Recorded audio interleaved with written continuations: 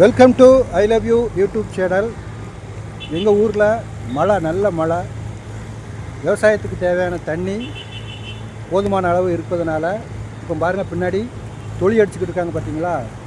அந்த ஒரு சிறப்பு வீடியோவை இந்த பதிவில் நம்ம பார்ப்போம் வாங்க. ஏன்னா பின்னாடி வந்துக்கிட்டு இருக்காங்க பாருங்கள், எப்படி வந்துக்கிட்டு இருக்காங்கன்னு பாருங்கள். கிளைமேட்டு சூப்பராக இருக்குது, எப்படி இருக்குன்னு பாருங்கள்.